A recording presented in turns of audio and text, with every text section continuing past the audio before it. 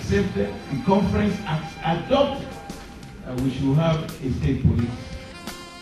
Power is taken, and we are ready to take power by all means necessary. My comment.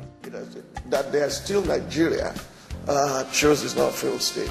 Soviet Union is a failed state. Czechoslovakia is a failed state. They've gone their different ways. There's now Slovak and there is Czech, Republic of Czech. And the old Soviet Union had broken without any gunshot into many units. Do we want to see dismemberment of Nigeria or disintegration of Nigeria? No, we don't want to see it. I do not wish for it to happen, but the way we are going, God forbid that we do not use our own hands to make it a failed state. They should invoke the Freedom of Information Act to compel the commission that is in charge of fixing salaries and emoluments of public servants to declare the salaries now, not only of National Assembly members. What does a minister earn? I mean, the judiciary. What are their salaries? Okay, let's provide you with a level playing field. Let everybody go for the primaries. $20 billion was missing. CBN governor said so. He sacked the CBN governor for saying that $20 billion was missing. But the Minister for Finance acknowledged that they can't account for $10.8 or $10.2 billion. Okay, but whether it's 10.8 or 20 billion, something was missing. Somebody should be resigning. Country today is almost heading towards a precipice. We have to be very careful. It's inconceivable, flabbergasting, unbelievable. Orca was procured by some Nigerians to assassinate me. An Orca bombed Abuja.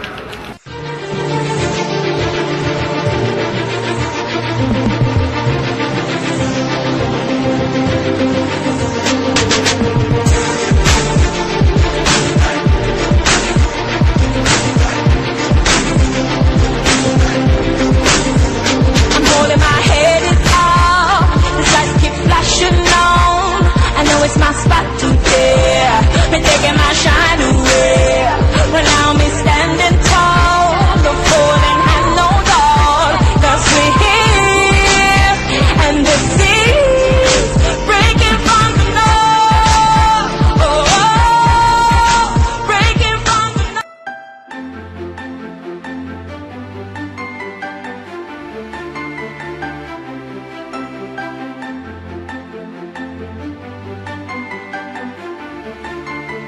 It's been 365 days since the capture of the Chibok girls in Sambisa Forest, Nigeria.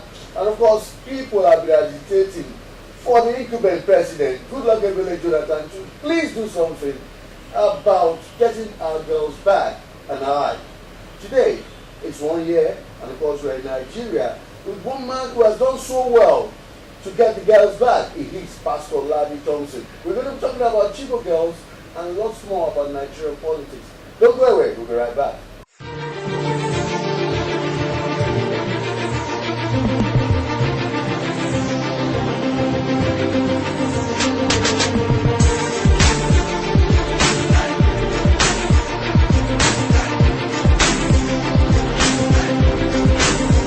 I'm holding my head up, the lights keep flashing on. I know it's my spot today. Been taking my shine away, but now me standing tall. The falling has no dawn. 'Cause we're here, and the seas breaking from the north. Oh, breaking from the north. Our program today, sir. The pleasure actually is mine. It's been 365 days that the Chibok girls have been taken hostage. What lessons has Nigeria learned about this, irrespective of the promises by the incumbent president to bring back our girls? Well, the entire affair needs to be revisited, and hopefully will be revisited. We need to revisit it with a lot more wisdom than we have ever looked at things in the past. First and foremost, there's been a whole lot of noise instead of strategic thinking. The Chibok girls' disappearance is symptomatic it's not something that can be handled in isolation. The Chibok girls, if we decide to just focus on the 200 girls that were taken a year ago, we're going to find out that because of ineptitude, lack of wisdom, lack of understanding, if the truth is to be told, the outgoing president should take responsibility for the debacle of the way this issue was handled. First of all, it took him a few weeks as the president and commander-in-chief of the armed forces to verify that the Chibok girls were missing. And actually, we were alarmed. I'm on the board of what we call the Gabasawa Women Initiative, which means women of the northeastern part of Nigeria. I've been on their board for about 14 years. And I remember that the executives came and we had to hatch a plan. We had to go to Chibok. From Chibok, we had to bring in the mothers and all the girls who entered Sambisa forest and escaped. The ones who actually entered the forest were taken captive and managed to escape, I think 4 or 5 of them. We brought a troop of about 40 with the mothers into Lagos from Chibok. For medicals, their blood pressure was so terrible. Some were having psychiatric problems. They had developed a lot of, we're talking trauma here. And when I looked around in Nigeria at that time, there was hardly anybody who could handle trauma counseling of that degree.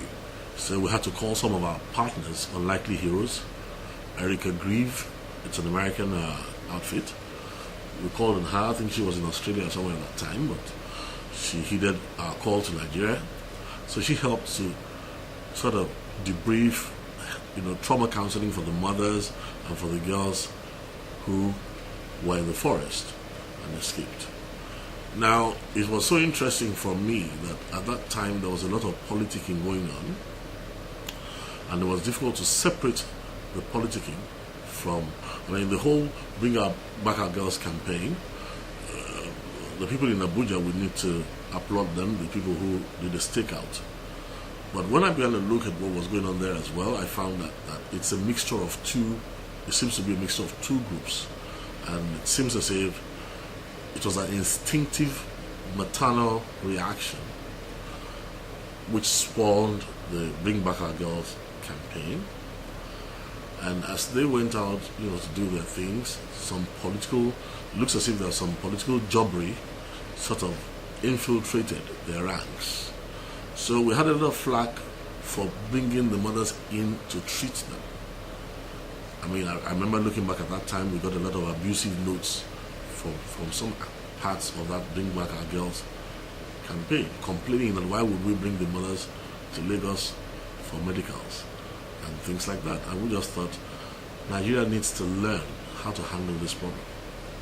That's all we thought at that time. I'm happy to say right now that it was a successful exercise. The girls' parents handed over their daughters to us. One thing we may never have made public before was the fact that we had almost 1,000 families who are pleading with us to evacuate their children because they were being killed in that area. And we did our best at that time. We had meetings with the security, one or two security chiefs in Nigeria. And all my request then was to give us armored vehicles because the territory was getting more and more dangerous by then. I want to tell you that a lot more people will have been saved, but for the lethargy of Nigeria's security system. When we had our meetings with the security, one or two security chiefs, I came away with the conclusion that the focus was more on politics than on the value of human worth in that region.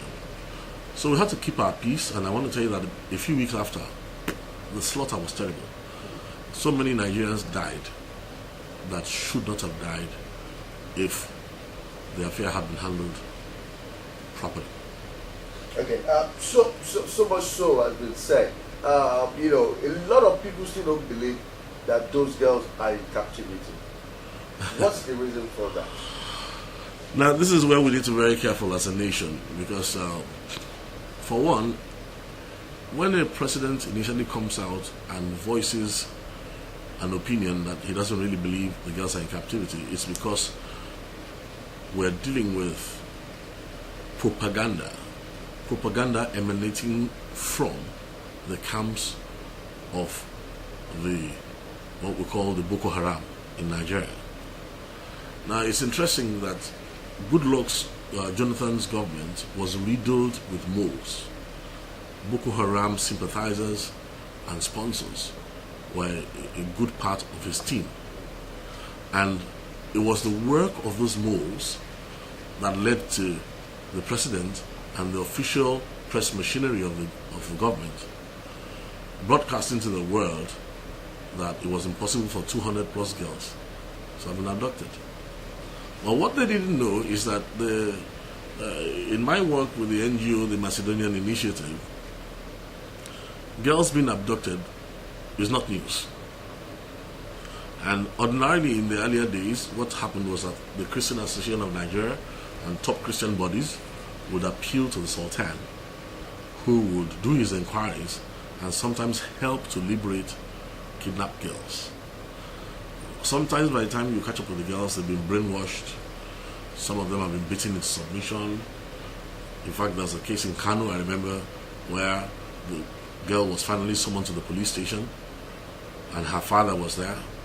As a young Christian girl, she'd been traumatized to the point where when the police asked her, "Who is this man?" she looked at her father and said, "I don't know him."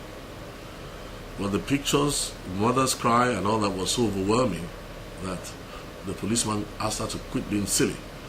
So the girl said, "Well, I would have known him, but he's in the wrong path of life. He's not part of my religion." And now this was a Christian girl a few months earlier who was kidnapped and abducted. So you see, there was nothing new about this thing. The atrocities have been going on quietly. What we're calling Boko Haram is not what the Western press has been calling it, really. It's just that it was the mixture of the local homegrown version with the global resurgence that gave rise to the lethal version that we're having to deal with in Nigeria. Okay, fantastic, sir. Despite Nigerian efforts in the sub-Saharan peacekeeping efforts, will I be right to say our military has not been effective enough to bring down the ragtag army who's been a scourge on our system? I wouldn't say so. First of all, I want to say that we need to pay a lot of respect to the boys who fought on behalf of this country. Interestingly, I was in touch with quite a number of young men in the war front who would call me every now and then when they have the opportunity. I remember one of them is gone now. One of them, I think, died, was it at Madagali? Or anyhow, these boys used to call us and let us know that, first of all, it was true that the Nigerian army was ill-equipped. Secondly, how do you fight a war when some of your superior officers are informants to the opposition?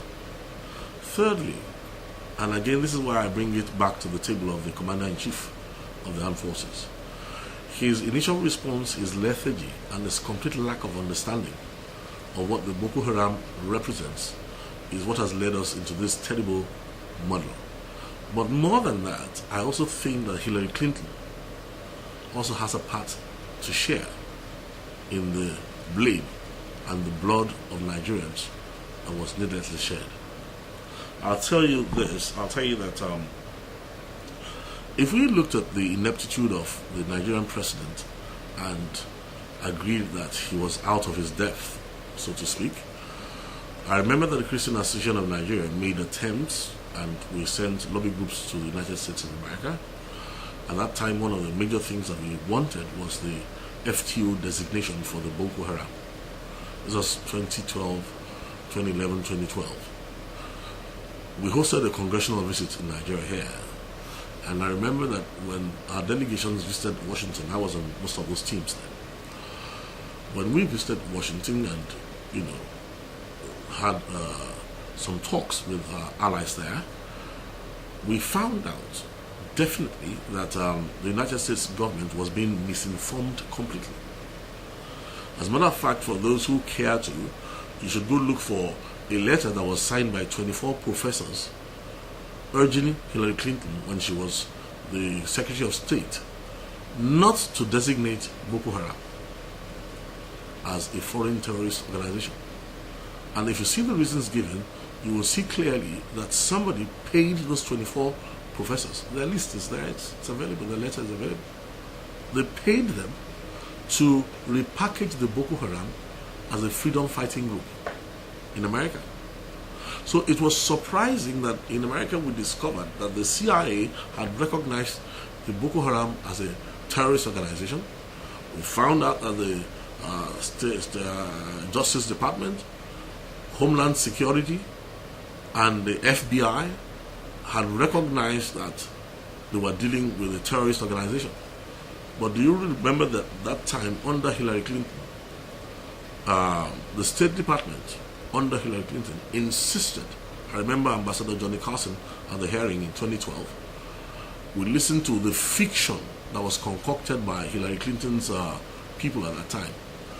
Now, while I'm normally a political fan of the Clinton family, especially the husband, Bill Clinton, as a Nigerian, I had to pinch myself and wonder why she would not allow the designation of an obvious terrorist organization after the American government had already given the special foreign terrorist designation to Shekau and the leaders of the Boko Haram. Now, the buck stops at her table because the State Department of the United States of America, for reasons best known to them at that time, blocked this affair. And the reason why we had made that move then was that it was only wise for us to see that, look, this is a global problem, not a local one. The country was in denial, the president was in denial, Nigerians were in denial. They didn't want to agree that we had a problem. We saw it mounting and knew that even if the local authorities can't handle it, international authorities would handle it right. Now, maybe they didn't want the American government to bear the expenses of dealing with the Boko Haram. At that time, the Boko Haram was so disorganized, had not yet even grown into this menace, and had not taken this number of lives. If Hillary Clinton at that time had allowed for the designation of the Boko Haram as an FTO, this story today would be completely different, I believe. Fantastic, sir. How do we curb this scourge of terrorism in Nigeria? It's been a very difficult situation in our territory because it's new to Nigeria, and it's been difficult to curb it. How can Nigerian government curb it, even the incoming government? Well, first of all, I don't think it's that new to Nigeria. Now, the global resurgence, the new strain, let me describe it like this in layman's terms. In Africa, malaria fever used to be treated with certain drugs. Then after some time, those drugs were no longer working because the strains of malaria had developed a resistance to the drugs. Now, what we're calling the Boko Haram, ISIL, ISIS, Al-Qaeda, and all these generics, all of them are actually they're a variant of something that has been before. That's why it is called, it's documented internationally that there has been a resurgence, a global resurgence. A global resurgence, not an insurgence, but a global resurgence of Islamist, not Islamic, terrorism. Now, what has made the Nigerian problem a bit more peculiar is that it's a mix. There was a vestige that had, all the way from 1804, that has always been a part of Nigerian life. But that vestige was not as lethal, it wasn't as dangerous, and definitely was not going to succeed in overrunning this country. What happened was that from 1979 and all that, young radicals from Nigeria traveled to the Middle East, and they were indoctrinated, radicalized properly, and finally, when this new variant was perfected by Osama bin Laden and Zakawiri, when this new variant entered Nigeria, it merged with the old hybrid. And it was in that merger that it became lethal, because it became better organized and all that. However, in Nigeria here, we've had more success in handling the old variants than any other part of the world. You'll be surprised that if you go about internationally, what the Nigerian government refused to acknowledge is that to defeat this thing, the military response, maximum, being very generous, ordinary is about 9%, but let's say maximum 18%. You don't fight modern Islamist terrorism with a regular army formation, because this is not a regular army, it's a new form of war. It's a war that doesn't really have a uniform. It has no rules of engagement. It has no conscience. It's a shifter. It engages guerrilla tactics. It breaks all conventions. It will use women. It will use children. It will use anything. So in the solution to this global resurgence, you will find out that every nation of the world is racing to curb it and locate the solution at the same time. Now, research will tell you that we have more of the solution here in Nigeria, especially. We have more of the solution here in Nigeria because if we distill the experience we've had in ancient times in curbing the ancient variants of what is called the Boko Haram or Al-Qaeda today, you'll find out that we have developed more sophisticated socio-cultural weapons that are a very effective check to this global problem today. Okay, sir. The 2015 election has divided Nigerians in both religion and ethnic diversification, and we've seen it that the way Nigerians voted, the pattern of vote in Nigeria, people in the northeast, north central, northwest voted massively for Muhammadu Buhari, and a larger part of southwest voted for Muhammadu Buhari. Ordinarily, our heroes past has always preached one Nigeria. Do you think we practice one Nigeria in the real sense of it? Judging by the way Oba Akiolu in Lagos, the statement he made, judging by the statement made by Asari Dokubo, and of course, Rubebe and drama at the INEC situation room. Well, I don't want us to mix too many things together. Yeah, I mean, I'm trying to. Yes, in responding to that, what I'd like to do is to use a surgeon's scalpel to first of all separate two issues. Okay. Now, first of all, the latitude that the government, one of the works that we do is called NOVAD, Non-Violence for African Development. And non-violent communication is one of the things that we are touting to become a standard of life in Nigeria. The outgoing government permitted a lot of latitude for expressions that were not necessarily progressive for this nation. What you'll find out is that when there's very little monitoring and when you yourself have involved and permitted a lot of loose talk and a lot of verbiage and vitriolic, expressions at the national level, it becomes, I'll tell you something. Northern Nigeria, for instance, is chafing and very annoyed because of a comment made by a prominent member of the Nigerian society during the elections, that they are not like those people in the northern part of the country who have children who don't know their fathers and just toss the children into the streets to go begging, referring obviously to the Almajiri. Now, when a person in government and high place makes such a terrible statement, a statement that till tomorrow, one of the reasons why you saw the whole of northern Nigeria practically banding together was because of statements like that. It was an insult. It was a wound. Now, obviously, when statements like that were allowed from one side of the country, hey, other institutions too got up and just began to speak as they wanted, which normally would not happen if the government had set a good example by adopting non-violent communication. Now, on the other side, what you saw at play, you must not deny the fact that politics is becoming more sophisticated and has made a lot of advance in Nigeria. The unseating of an incumbent government was not something that happened by chance. Yes, a lot of factors came together, but one portion that we must not downplay was that some people somewhere sat down and realized that if the Northwest and the Southwest voted together in the same direction, that it will be a formidable team, and they worked hard to make it happen.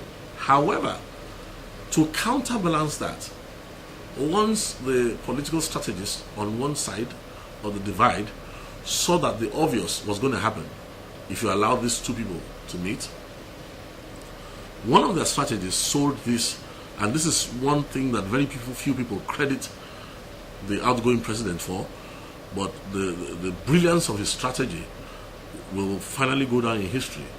He was the one who played the religious card, unknown to people, in a very clever way. First of all, he went around to religious leaders in the country, kneeling down, weeping, pretending to submit to them, and all that. And a lot of religious leaders of the especially Christian fold were deceived. Then he began to organize trips to Israel. You see, all these things were symbolical. He knew what he was doing. It was a strategy. Now, what was his strategy? Something very, very simple but very arcane. And frankly speaking, this is the only time I've seen somebody who has displayed more cunning than the evil genius of Nigeria. Before these kind of things, the only person I knew who could come up with plans like this was the evil genius of Mina. But this time around, Goodluck did better than him. What did he do? He had observed that in 1948 there was a northernization agenda where northern Nigeria used the religion of Islam to demonize all southerners, which is why a southern Muslim is of not much value in northern Nigeria. It was a strategic move. It worked, and that was induced by the British colonials. Now, Nigeria has survived because there was no counterbalance to it. Because the southern part of the country has never responded to the northernization agenda in kind. So we've been able to work out our common areas and exist together as a nation. What Goodluck did that was extremely clever, that few people know, is that within 1 year and a half, he created a southernization agenda using Christianity to demonize the whole of northern Nigeria. And that's why you found out that bishops and highly placed people were talking about kill them. It was a success of the southernization agenda. And the truth is, even as we speak right now, the vestiges of what he created has to be dealt with right now, because the hatred between North and South rose sharply, and that's why there was so much tension, but few people traced it to the original source. And even as we're speaking right now, the incoming government has to find the wisdom to make sure there's reintegration again, and that both the northernization agenda of 1948, its vestiges, it has been weakened terribly, but this new southernization agenda, there's still an underground movement burning. Both agendas have to be buried and tossed into the Atlantic Ocean if Nigeria is going to survive in the days ahead. Okay, thank you, sir.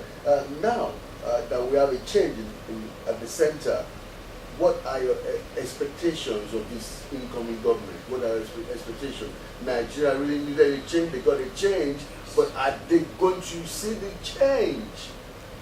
Well, we want to give them the benefit of faith that we will see the change because of the pedigree of leadership. The president and the vice president are men who have one particular virtue, and that is the ability to delay gratification.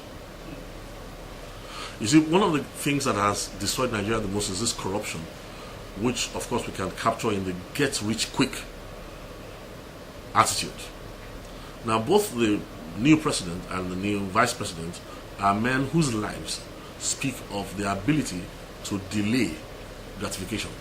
Now, the success of their government, to a very large degree, is going to depend on their ability to transmit from their personal lives and turn into a national paradigm the ability to delay gratification.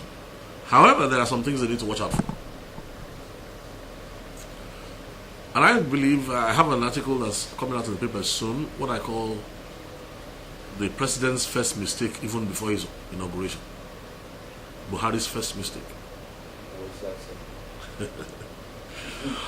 Now, all of a sudden, the newspapers have been inundated.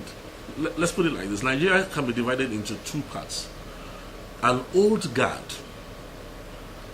get-rich-quick old guard, who have taken the money of 4 or 5 generations to come. They've oppressed the nation, they've practically animalized life and brought human worth to a very low value in this country. A lot of them have been in rulership for many years. They're involved in political jobbery. Now, this generation, and I'm talking about across all political camps right now, they know how to change form and come together quickly once it's all about money. Now, in that generation, there's a small minority of people who never complained, good men, but never resisted evil. Minority. Now, that generation is going to be the most dangerous to the new government. They are very restless, they are very clever, they are very wealthy. And what we call the first mistake of the president yet to be sworn in is that the media is already full of stories, and all the attention has been taken away from the younger generation that voted them in. They have forgotten the millions of youths in Kano, Kaduna, Katsina, in southwest here, in southeast, and south, the youths who climbed electric poles, trekked kilometers just to vote them in. The youths who mostly have been disenfranchised, youths who are mostly unemployable, who have suffered the brunt of this older generation. And that older generation is already talking about ministerial lists. They're already taking ownership. And Nigeria is forgetting that this is some of the older generation who made all the appointments that put us into trouble over the years.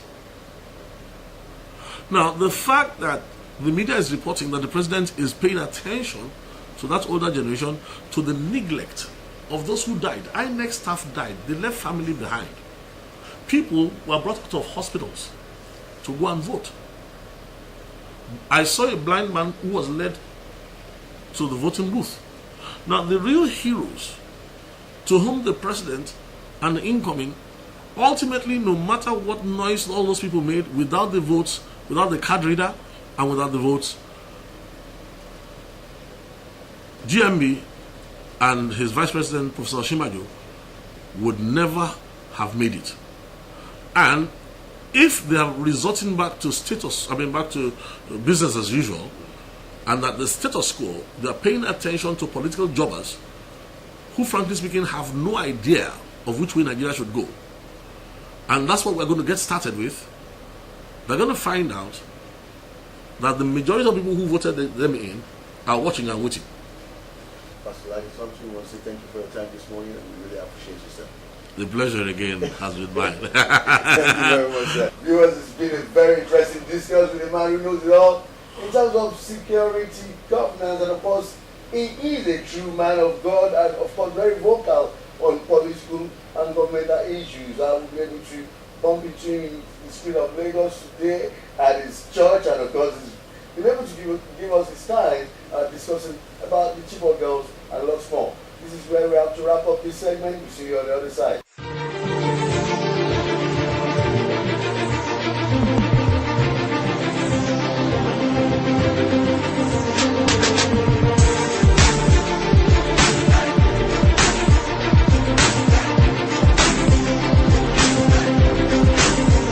I'm holding my head up, the lights keep flashing on. I know it's my spot today, they're taking my shine away. Right now me standing tall, the falling hand no door, 'cause we're here, and the seas breaking from the north, breaking from the north.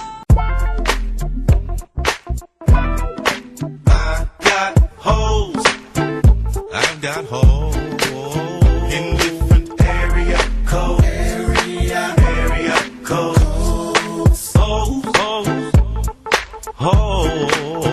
In different area codes. code. Now you thought I was just 770 and 404? Man, neighbor dick dope man. 718s, 202s. I send small cities and states in different area codes. Area codes. Every day is a holy day, so stop the violence and put the fofo away. Get you the holiday. 504. Hi viewers, this is Chibok once again on Area Show. As some of you must have guessed, on the famous Ojuelogba. Right in front of me is the Itire Road, and right behind me is the road leading to Yaba Tejo Show. And behind me as well, as you can see, is the famous bridge connecting Ireland to the mainland. There are a couple of popular artists that came from Ojuelogba, such as Whiskey, Davido, Fela and Nikolapo. So we're going to ask the public now how they feel about Ojuelogba in 2015. Enjoy. They know my story. From old dogs to do. I be hustle to work. Say, Ojuelogba, oh, me and see. From old dogs to do. We been hustle to work. Say, Ojuelogba, oh, my people dead. My people suffer. Them they pray for blessing. It's a nice place. I didn't feel any. I feel good about the place. The place is nice to live, to stay. So to do business also. This Ojuelogba is a busy place. It's okay. It's a busy place, and it's a place where market move very well. This is a kind of area. It's a festive area. Both Danfo and Okada, the Marwa, we are lucrative. So Ojuelogba is no violence here. It's a very conducive environment for the business to operate. Ojuelogba is a nice place, but before it was very rough. But now, even if you look around, as in environmental wise, it's neat, and the people are more calmer. They are not as rough as before. So Ojuelogba is, in short, it's a place, it's a very busy place, and people term it as a rough place because this place is not that safe for people around this environment, and it's always rough. When you hear of thugs are more here, and touts. Sometimes they road buses ransom and the rest like that. At times you come, you don't even get transport because the thugs here, they hold the environment ransom. Well, when you compare Ojuelogba to past years, there's very much changes around there. Changes.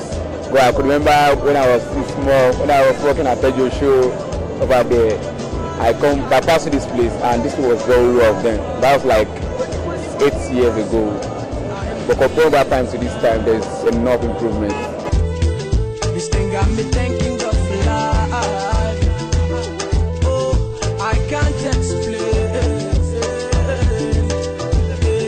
I can't explain. The government should at least work on the road because there's a lot of population here that I can see.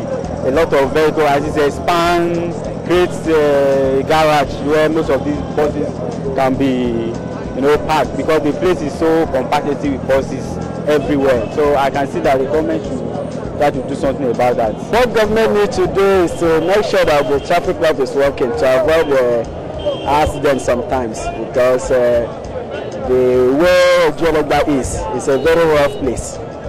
So that's the only thing I think this Ojuelogba need. Okada is my job. Then I get benefit from Okada. I want the government to allow us to at least to use Okada to change our life of living. This can most especially work on the transport system. It should be very good, and it should crop the activities of these touts and thugs around. There's still enough of work to do in this area in the aspect of crime issue. But I remember last week I was passing and someone just take it back from somebody around this area with me, and in fact there's no maximum security around this area. To me there's no security at all in this area. So we want the government to empower this area with security. There are so many police area around here, but there should be a checking point at each area. Well, Ojuelogba is a very busy area every blessed day, and we need maximum security for our safety. Do you know any song about Ojuelogba? Yeah, the song of Whiskey now, Whiskey. Okay. Can you sing it? Not that much, but I'm trying. Okay. It's not time for story. Thank you very much for singing that song to us, sir. So there you have it, Ojo Ologba now in 2015. This is Jumoke Adepoju on Area Show with personality with Larry. Keep watching Ben TV.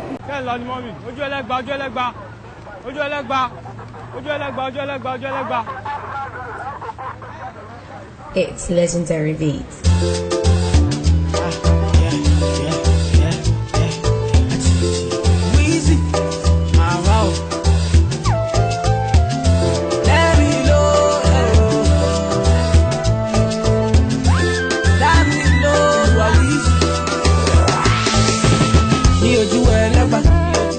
They know my story. From old dogs to do. I be hustle to work. Say, me and City. From old dogs to do. We been hustle to work. Say, my people dead. My people suffer. Them they pray for blessing. My people dead. Them they pray for blessing, for better living. Kilo dale, aye ole to yo, aye oni double. Adura lo le she o, call on daddy. Adura agba o, issue any badele. I forward boja. I am feeling good tonight. This thing got me thanking God for life. Oh, I can't explain. I can't explain. Yeah. I am feeling good tonight. This thing got me thanking God for life. I can't explain. I can't explain. I say, near you wherever. They know my story. From old dogs to you. I be hustle to walk. Say, near you wherever. Me and City. From old dogs to you. We been hustle to walk. See, I feel like mommy, yo. But you do my love, shadow. What I am, you want me was all. But you do my own whatever. I kill a fool, mommy, yo. But you do my love, shadow. What I am, you want me was all. When you was all. I am feeling good tonight. This thing got me thanking God for life. Oh, I can't explain. I can't explain. Yeah. I am feeling good tonight. This thing got me thanking God for life. I can't explain. I can't explain.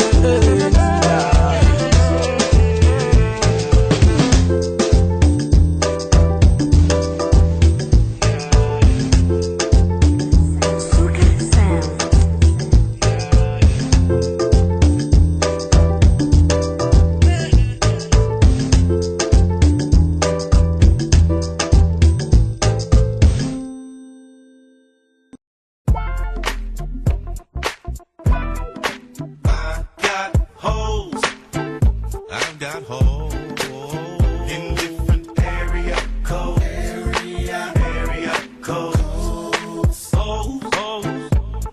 Holes in different area codes. Area codes. Now you thought I was just 770 and 404? Man, neighbor dick dope man. 718s, 202s. I send small cities and states in different area codes. Area codes. Every day is a holiday, so stop the violence and put the 4-4 away. Get you the whole day. 504.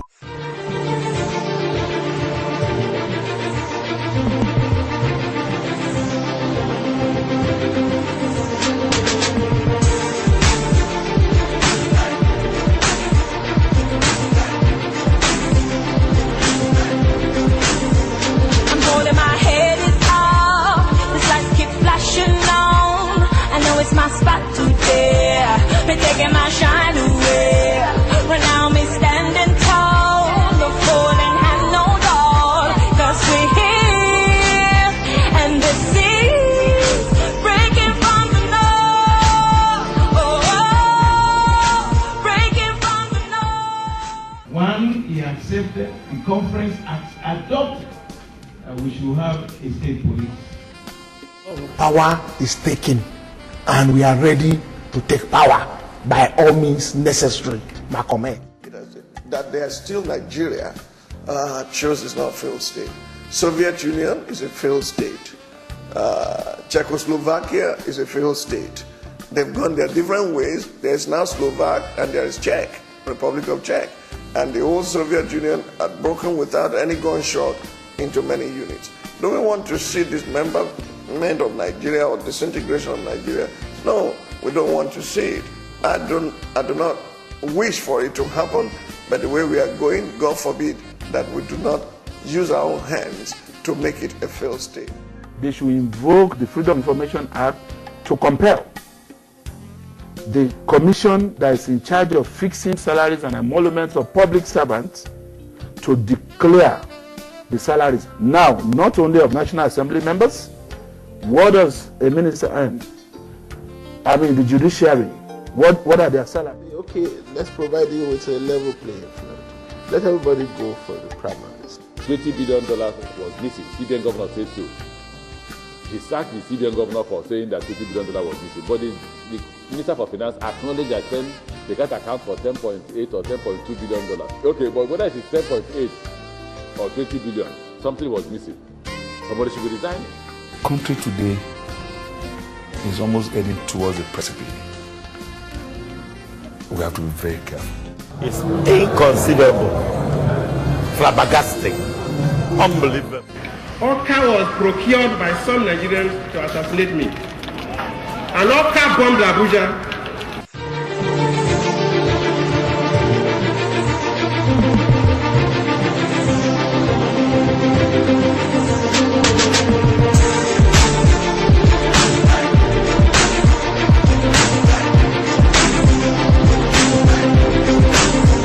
I'm holding my head up, this lights keep flashing on. I know it's my spot today, they're taking my shine away.